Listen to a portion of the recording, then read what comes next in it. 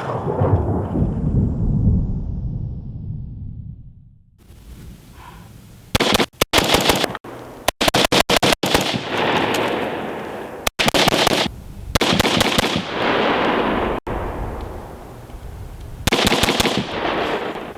everybody, Aaron Cowan, Sage Dynamics. This week's video we're going to talk about sling management on the rifle.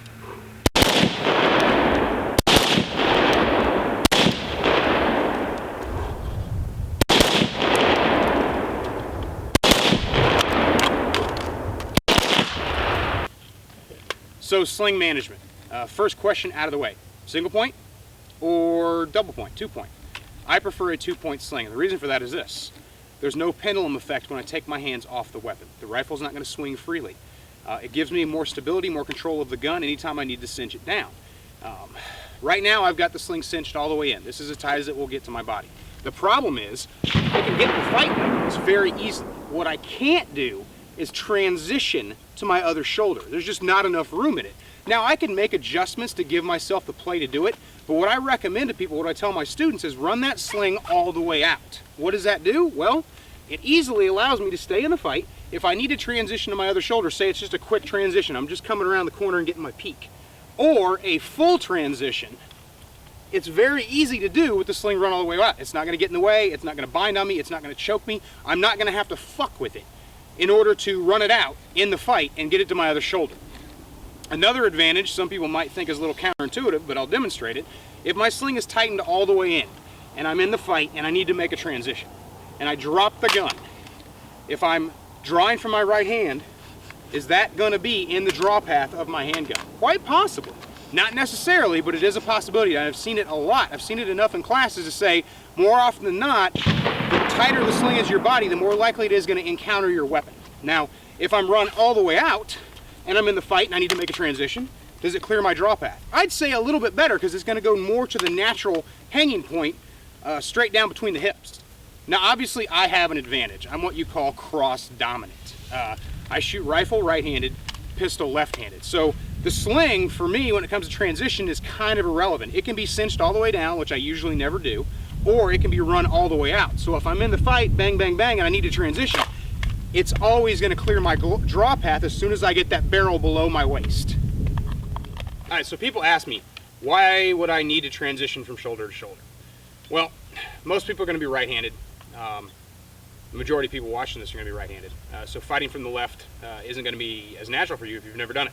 So you might be a little apprehensive to even try it. So obviously you want an explanation for why you should invest the time it's going to take you to go from uncomfortable with a technique to comfortable with a technique. If I have a piece of cover and it exposes to the left, I will expose less of my body because it's a shoulder-fired weapon using my left shoulder than I will if I shoulder into the right and have to lean all the way out. If it's a standing position or if my footing is limited, it might compromise my balance.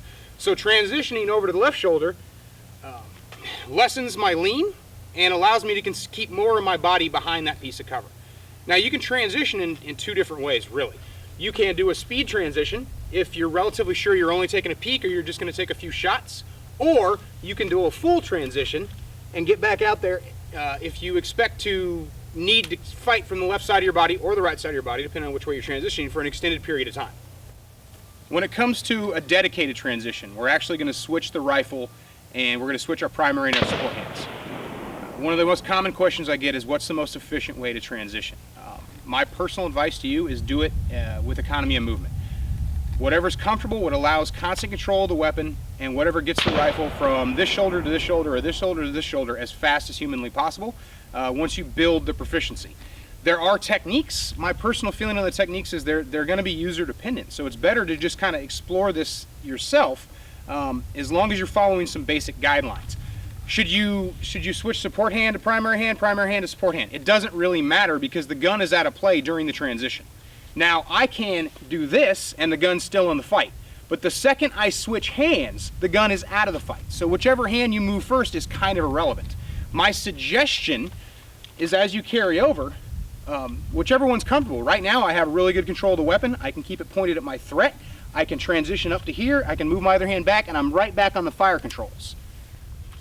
So what about transitioning to my secondary weapon? Slings run all the way out. For me, cross dominant, I'm speaking to and I'm sure there's an extreme minority of you guys, but the cross dominant shooters out there.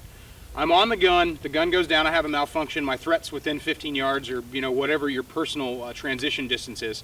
I'm going to go ahead and drop the gun, go to my secondary. With the sling run all the way out, the transition's pretty seamless. I don't really have to control the weapon like I do with the single point, where I got to bring it out of the way, whichever direction of the body you're going to, and kind of hold it while I get my other gun in play to keep that pendulum effect from hitting me in the knees or basically interfering with my draw stroke. Now, if I'm drawing from the same side as my weapon, I'm on my threat, I need to make my transition. I bring the weapon down, controlling the muzzle, make my draw, get my other hand on it. Cross dominant is a little easier if you can work yourself to proficiency where you're comfortable carrying cross dominant, be it left, right, left. It does make your life a whole lot easier when it comes time to transition from gun to gun. If you don't spend a lot of time carrying two weapon systems, you may not want to invest the practice time in that. You may instead want to focus on the proficiency of right, or left. There's nothing wrong with that. I believe everybody should be an ambidextrous shooter on the rifle and on the handgun, be comfortable carrying either way. But realistically, most people don't have the time or the money, the resources to dedicate to that level of training. Some people pick it up naturally. I was born somewhat naturally ambidextrous, so it was kind of easy for me to adapt this way. It's not like that for everybody. There's a lot of hard work that goes into it, but some of it is just natural tendency to be able to favor either hand.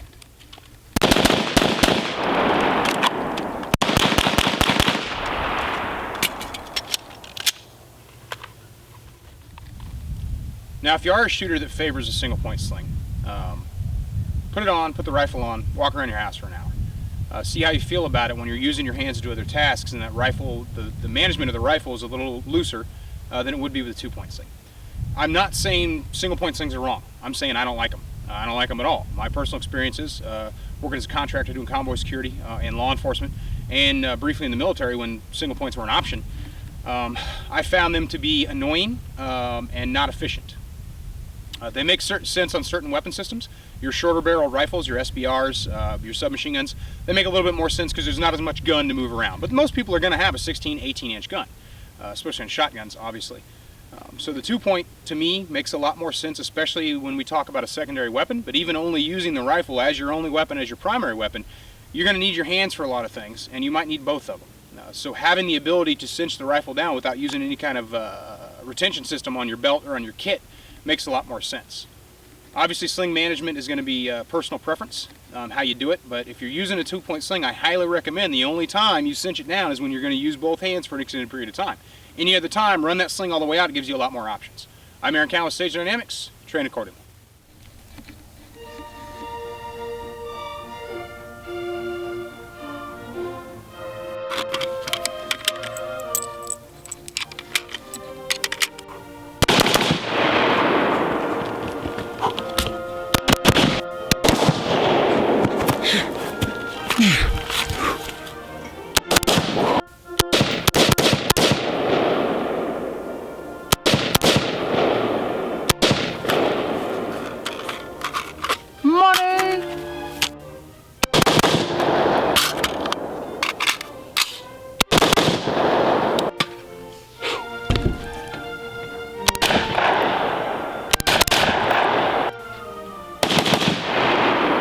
Buds are awesome!